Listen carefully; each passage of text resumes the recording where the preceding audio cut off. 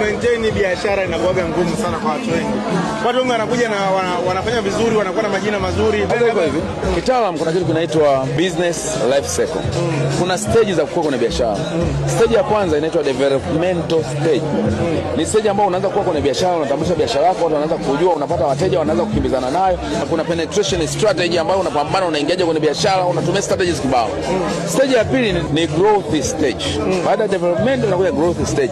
Kwenye growth stage sasa ndio unaanza kukua, watu wanaanza kusema sasa huyu ni loja. Umeona? Na wewe unaona kila ukileta product inakubalika. Kila product inakubalika. Stage ya tatu inaitwa maturity stage ambayo leo Vunja Bei ni.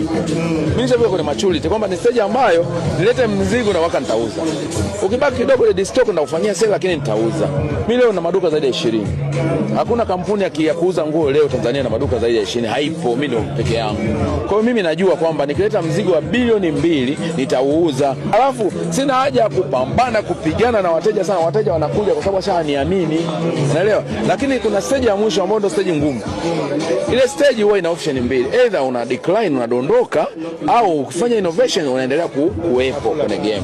Sasa ngoma iliyopo ni kwamba watu wengi wao wanafanya vizuri kwenye stage ya kwanza, development. Stage ya pili, wakianza kufika pale kwenye maturity wanasahau.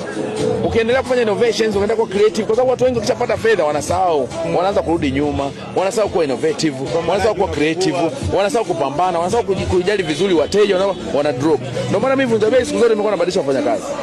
Mfanyakazi akishaanza kufika kwenye level ambayo mimi nipo, anaanza kujiona na mimi Vunja Bei, anatoka.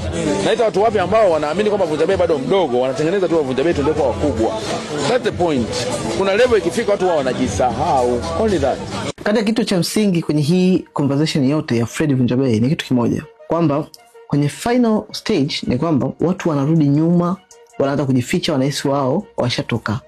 Hapo ni stage ambayo sasa hivi kwenye generation hii mambo yabadilika.